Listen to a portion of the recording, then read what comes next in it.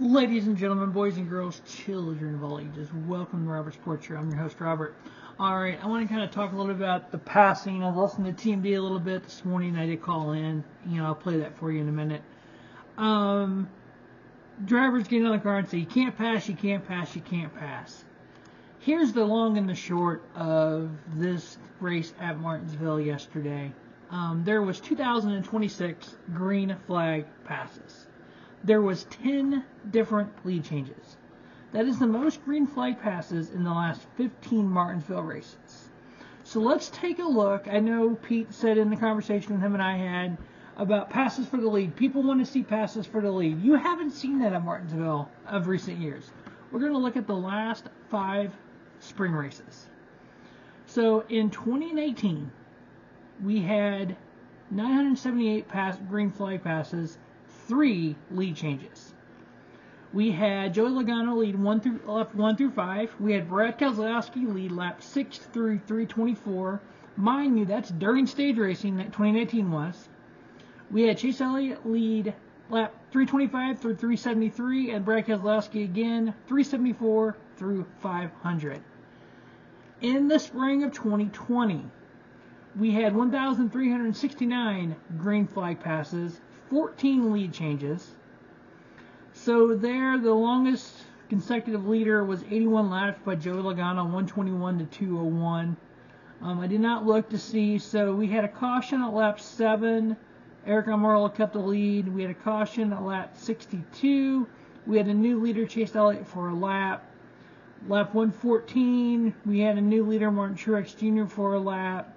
Lap 132, we still had Logano leading, caution. 262, we still had Jimmy Johnson leading. 327, 2 laps later, Logano took the lead again. Lap 398, the restart was at 403, and we had Martin Truex Jr. leading. In 2021 spring race, we had 1,976 passes.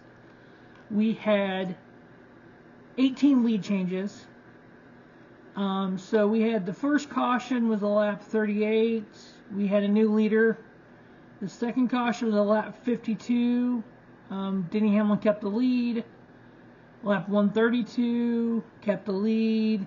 So we had more lead, but we had several like 1 lap. So we had Logano lead 3 laps, Logano lead 1 lap, Logano lead another 1 lap there, Logano lead a lap, Ryan Blaney lead a lap. So some of that was around cautions, some of that was around pit strategy.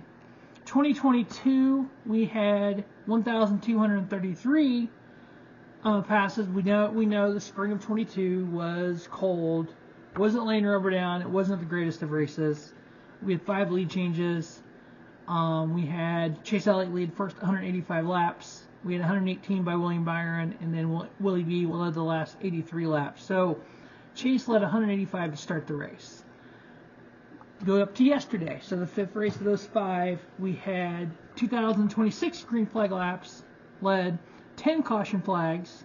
10 lead changes. We had Ryan Preece lead the first 135 laps.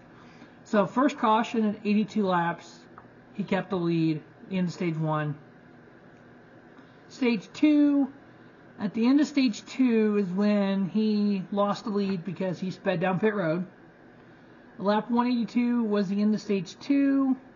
Stage 2 winner was Kevin Harvick. He kept the lead for a couple laps until cycle through pit stops, and then we went back to caution was lap 192. He lost the lead. Lead was given at that point to Chase Briscoe. And then debris on lap 304. 312 we restarted. We had a new leader in Chase Briscoe. So pit stop strategy jungled that up as well. But there was more green flag passing. I don't know how, when we can clearly see the numbers that there was more green flag passing, if what people are saying is right or wrong. I don't know. I just know what the numbers say. I know what I watched. I watched the race that I enjoyed. I watched an IMSA race at Streets of Long Beach that I enjoyed, and they had less passing. I watched a IndyCar race at Streets of Long Beach Grand Prix, that I don't think that, from my recollection, it was that much passing. I enjoyed it. I mean, there was some strategy going on in both races. We had a lot of tire strategy. In the IMSA race, they changed the tires, so the tires falling off more like NASCAR fans want. They listed a 100-minute race, didn't change tires at all. Porsche won it by 5 seconds. So I'm not sure what NASCAR fans are wanting. That's my issue. As a fan of myself, I'm enjoying what's going on right now. Yeah, do I want more passion for the league? Yeah. But do I like having it tough to pass? Do I like having 20 different winners in the last 47 races? Yeah, I do. Because guess what? The alternative to that was 2 years, which is, 78 races? Or 76 races, having 16 different winners? I like the more winners, more chance of winning. Green flag passes. This is obviously, like I said, 2026 was this year. Last year, 2 years ago was 1,976. The fall races, definitely, because it's in the playoffs. They had 1,800, 1,700, 1,600. Lead changes, 2020 actually had the most lead changes with 20. 2021 has 2020 fall race. 2021 spring race at 18. 2017 spring race 18. I don't know. But I'm going to go ahead and play for you when I called in to TMD this morning and what Pete had to say with what I said. He's not really a stat guy this morning, I don't think. I'm Larry Mack, pulled up my stat book. I'm Chuckle Myers, the drama guy. But he didn't really care for my stats very much. But I'm going to play that for you here so you can take a listen.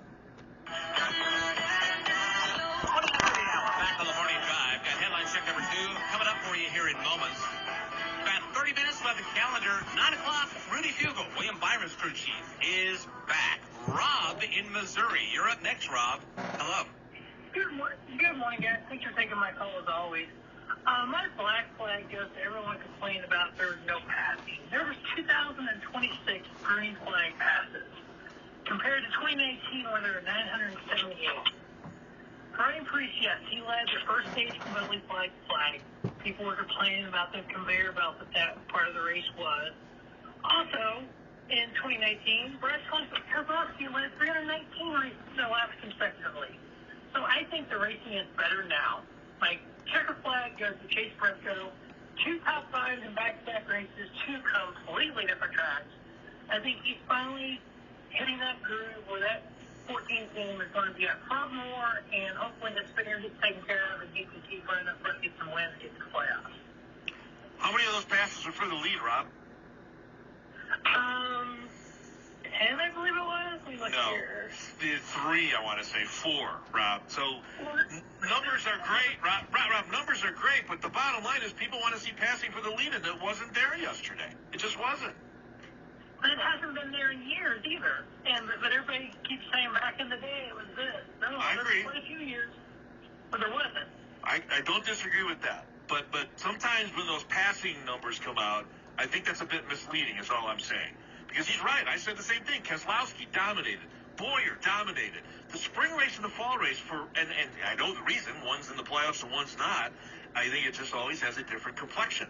But I think what's happening now is a lot of what's been happening, as Rob points out, as you point out, is now being amplified by the driver saying, well, I can't pass anybody on this race car. So that's sort of the collective view that we have now of the racing of Martinsville. That's what it feels like.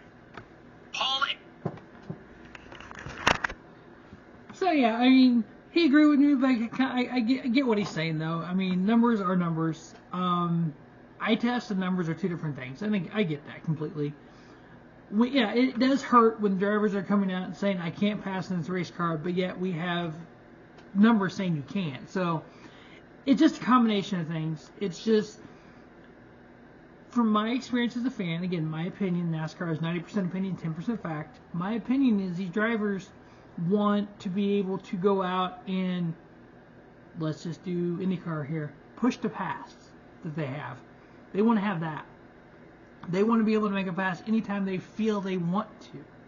They don't want to have to work for the pass or not get the pass. Hey, I'm faster than this guy, but I can't pass him. Here's the problem with that statement. If you're faster than the guy, you should be able to pass him. I mean, yeah, we have people knocking people out of the way. We had some of that, but we didn't have really a lot of that, actually. But hey, you know what?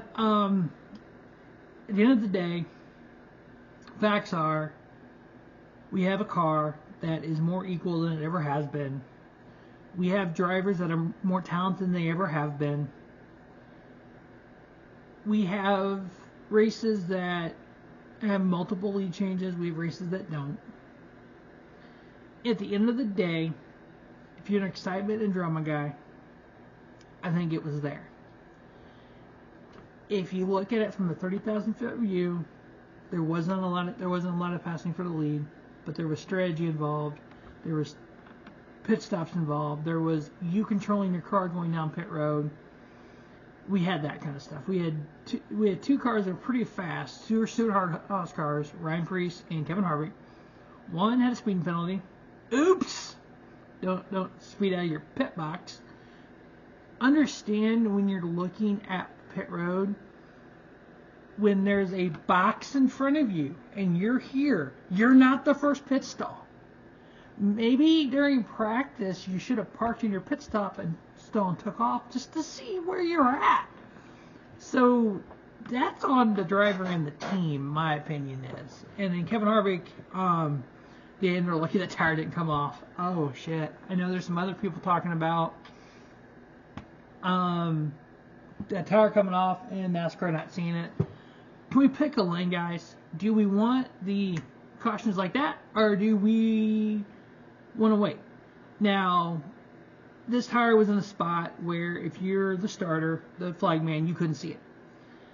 This tire was in a spot that the camera had to zoom in on it. So I think it took a sec. It took a lap or two. It took a minute, I think, to hit the caution because they didn't see it right away. You know what? Whose fault is that? Why don't we blame Anthony Alfredo and BJ McLeod for the tire coming off versus blaming NASCAR for not throwing the caution flag? I know people are going to say, well, somebody could have hit it. Right, somebody could have hit it. You're definitely right. Thank God they did not. But yet we go back 8 months, 6 months, whatever it's been. Hail Melon, what if he would have hit the gate? But he didn't. What if he would have?